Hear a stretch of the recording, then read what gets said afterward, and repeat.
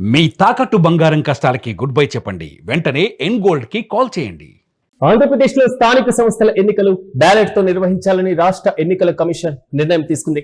గ్రామ పంచాయతీలతో పాటుగా మున్సిపల్ ఎన్నికలను బ్యాలెట్ విధానంలో నిర్వహించేటువంటి యోచనలో ఎన్నికల కమిషన్ కనబడుతున్నాయి.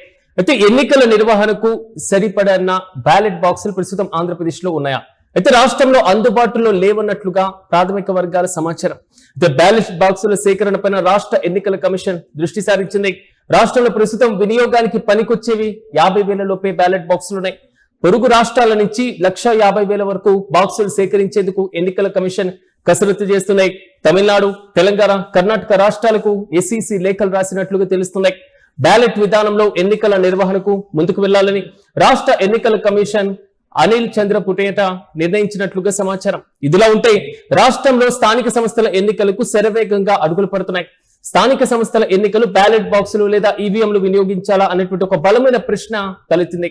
కానీ ఈ బ్యాలెట్ బాక్సులు కాకుండా కేవలం పూర్తి స్థాయిలో ఇప్పుడున్నటువంటి పరిస్థితుల్లో ఈవీఎం టెక్నాలజీని యూజ్ చేస్తారా అనేటువంటి క్వశ్చన్ కూడా రైజ్ అయింది.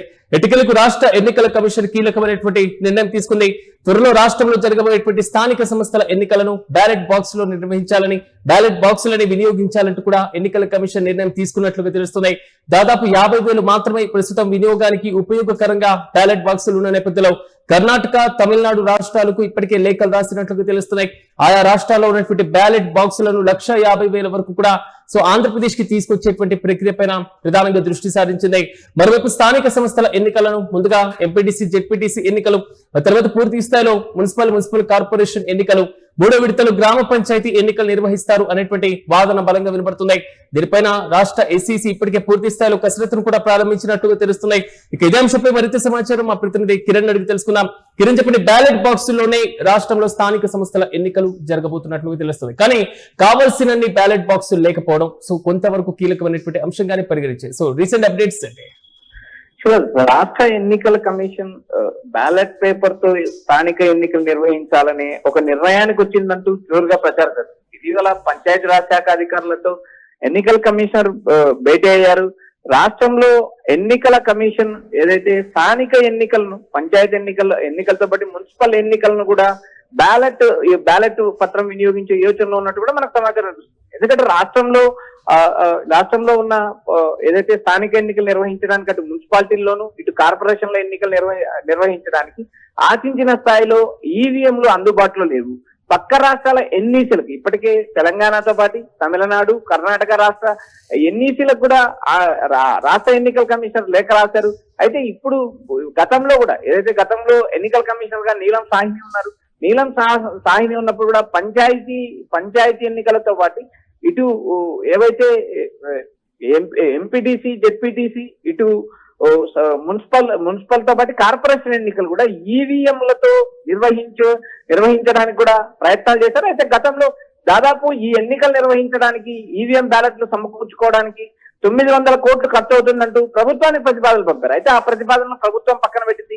ప్రస్తుతం మనకు అందుతున్న సమాచారం ప్రకారం ఎన్ఈసీ అనిల్ చంద్ర పునేత అధికారులతో సమావేశమయ్యారు. రాష్ట్రంలో ఎన్ని బ్యాలెట్ బాక్సులు అందుబాటులో ఉన్నాయనే అంశం పైన కూడా ఆయన జోరుగా అధికారులతో చర్చించిన పరిస్థితి ఉంది. ఇటీవల ఎన్నికల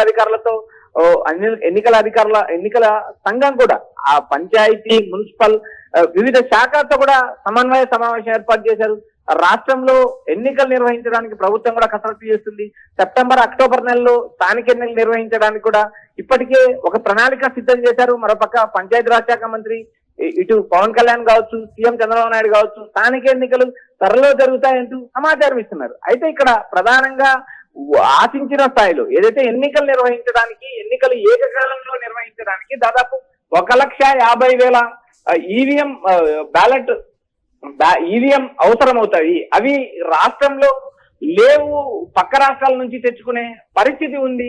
ఆ నేపథ్యంలో భాగంగా పక్క రాష్ట్ర ఎన్నికల కమిషన్కు లేఖ రాశారనే సమాచారం మనకు ప్రస్తుతం వినిపిస్తుంది.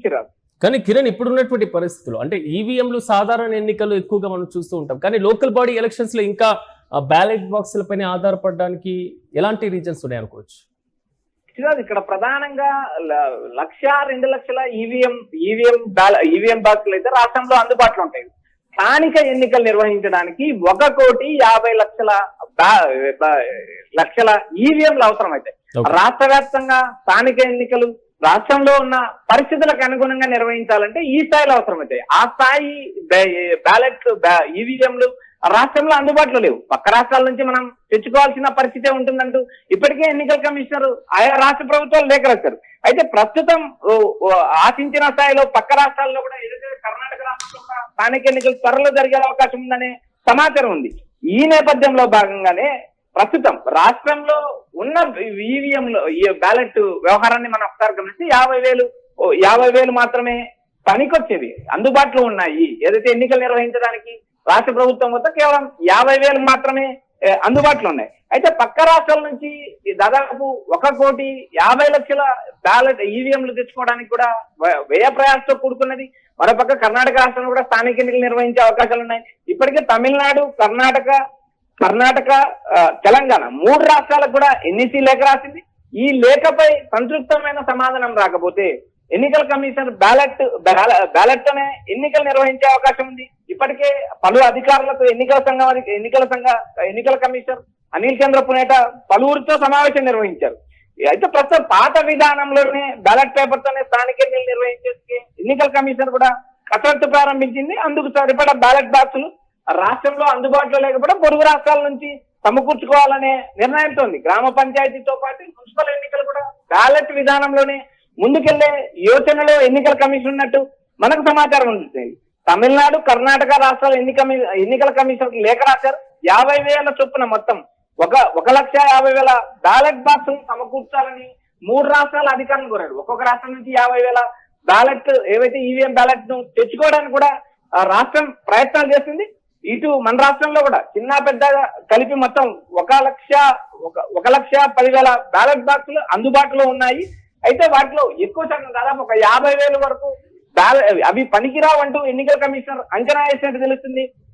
అయితే ఇక్కడ రాష్ట్రంలో ఈవీఎం ను పక్కన పెడితే మనం కొద్దిసేపు బ్యాలెట్ తో ఎన్నికలు నిర్వహించాలంటే ఎంపీటీసీతో పాటు జెడ్పీటీసీ స్థానిక ఎన్నికలు ఏవైతే గ్రామ పంచాయతీ ఎన్నికలు కూడా బ్యాలెట్ తో నిర్వహించే యోచనలో ప్రభుత్వం ఉందంటూ మనకు ఒక సమాచారం అందుతుంది. అయితే వీటిపైన ఇప్పటికే ఎన్నికల కమిషన్ కూడా పొరుగు రాష్ట్రాల నుంచి ఒకవేళ ఈవీఎంలు సరైన సకాలంలో అందకపోతే రాష్ట్ర ఎన్నికల కమిషన్ కూడా బ్యాలెట్ తోనే ఎన్నికలు నిర్వహించడానికి కూడా ముందుకెళ్లే అవకాశం ఉంది.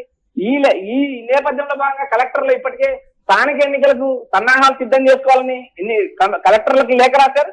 ఇటు పంచాయతీ, మున్సిపల్ ఎన్నికల అధికారులు సైతం బ్యాలెట్ పేపర్ను ముద్రించడానికి కూడా సిద్ధమయ్యారనే సమాచారం. మరోపక్క బ్యాలెట్ ముద్రణకు అయ్యే సామగ్రిని కూడా కొనుగోలు చేస్తున్నారు. అయితే మొదట్లో ఈవీఎంలతో నిర్వహించాలనుకున్న ప్రస్తుతం ఉన్న పరిస్థితుల్లో అప్పుడున్న ఎన్నికల కమిషనర్ పదవీ కాలం అయిపోవడం తర్వాత ఈవీఎం పంచాయతీ, మున్సిపల్ అధికారులతో ఇటు ఎన్నికల కమిషనర్ ప్రత్యేక సమావేశం నిర్వహించారు.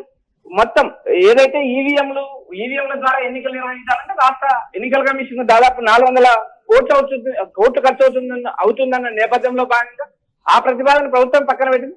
ప్రస్తుతం మనకు అందుతున్న సమాచారం ప్రకారం స్థానిక ఎన్నికలను బ్యాలెట్ పేపర్ తోనే నిర్వహించే యోచనలో ప్రభుత్వం ఉంది.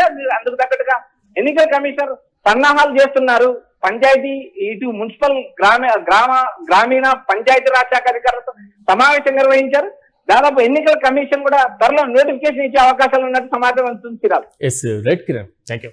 ఎన్నికలకు ఆంధ్రప్రదేశ్ లో స్థానిక సంస్థల ఎన్నికలకు పూర్తి స్థాయిలో కసరత్తును ఎన్నికల సంఘం ప్రారంభించింది. ఈ నేపథ్యంలో పలు జిల్లాలో ఇప్పటికే జిల్లాల పూర్తి స్థాయిలో మండలాలు, అదేవిధంగా గ్రామ పంచాయతీలకు సంబంధించినటువంటి వార్డుల విభజనకు సంబంధించినటువంటి అంశం, సో కొన్ని చోట్ల మార్పులు చేర్పులు, న్యాయపరమైనటువంటి అంశాలు, మరి క్షేత్రస్థాయిలో ఉన్నటువంటి ఓటర్ల లిస్టు, ఈ మొత్తం అంశాలపైన ఎక్కువగా ఫోకస్ పెట్టినటువంటి పరిస్థితులు కూడా మనం చూసాం. సో అక్టోబర్, సెప్టెంబర్ లో దీనికి సంబంధించినటువంటి నోటిఫికేషన్ వచ్చేటువంటి అవకాశం ఉంది అనేటువంటి వాదన బలంగా వినబడుతున్న నేపథ్యంలో స్థానిక సంస్థల ఎన్నికలు బ్యాలెట్ తో నిర్వహించాలని రాష్ట్ర ఎన్నికల కమిషన్ నిర్ణయం తీసుకున్నట్లుగా తెలుస్తున్నాయి. ఈ నేపథ్యంలో గ్రామ పంచాయతీలతో పాటుగా మున్సిపల్ ఎన్నికలను కూడా బ్యాలెట్ విధానంలోనే నిర్వహించాలి అనేటువంటి ఆలోచన చేస్తుంది ఈసీ. అయితే ఎన్నికల నిర్వహణకు సరిపడని బ్యాలెట్ బాక్సులు అసలు ఆంధ్రప్రదేశ్ రాష్ట్రంలో లేవని ఇప్పుడు మనకు అందుతున్నటువంటి సమాచారం. ఈ నేపథ్యంలోనే బ్యాలెట్ బాక్సుల సేకరణపైన రాష్ట్ర ఎన్నికల కమిషన్ ప్రధానంగా దృష్టి సారించడంతో పాటుగా ప్రస్తుతం రాష్ట్రంలో కేవలం పనికొచ్చేవి 50,000 లోపు మాత్రమే ఉన్నాయి. సో ఇతర రాష్ట్రాల నుంచి తెలంగాణ, తమిళనాడు, కర్ణాటక రాష్ట్రాల నుంచి 1,50,000 వరకు కూడా బాక్సులను సేకరించేటువంటి పనిలో రాష్ట్ర ప్రభుత్వం నిమగ్నమైంది. ఈసీ దీనికి సంబంధించినటువంటి చర్యలను కూడా వేగవంతం చేస్తున్నాయి. అయితే తమిళనాడు, తెలంగాణ ఈ రెండు రాష్ట్రాలకు సంబంధించి మరి ముఖ్యంగా కర్ణాటకలో ఇప్పటికే స్థానిక సంస్థల ఎన్నికలు తెలంగాణలో కంప్లీట్ అయిపోయి మరోవైపు జీహెచ్ఎంసీ ఎన్నికల వైపు అడుగులు వేస్తున్నారు. తమిళనాడులో నూతన ప్రభుత్వం ఏర్పడిన తర్వాత స్థానిక సంస్థల ఎన్నికలపైన ఫోకస్ పెట్టినటువంటి సిచ్యువేషన్. ఇక కర్ణాటకలో కూడా లోకల్ బాడీ ఎలక్షన్స్ జరగబోతున్నాయి. ఇప్పుడు ఆయా రాష్ట్రాలలో జరగబోతున్నటువంటి ఎన్నికలను దృష్టిలో పెట్టుకుని ఆంధ్రప్రదేశ్ లో ఈసీ రాసినటువంటి లేఖలపైన ఆయా రాష్ట్రాల ఎస్ఈసీలు ఏ విధంగా స్పందించేటువంటి అవకాశం ఉంది అనేటువంటి వాదన కూడా వినబడుతున్నాయి. అయితే కీలకమైనటువంటి పురాతన పద్ధతి అయినటువంటి ఒక సాంప్రదాయ విధానమైనటువంటి బ్యాలెట్ విధానంలో ఎన్నికల నిర్వహణకు ముందుకు వెళ్లాలని రాష్ట్ర ఈసీ నిర్ణయం తీసుకోవడం మాత్రం కొంతవరకు చర్చనీయాంశంగా మారుతుంది.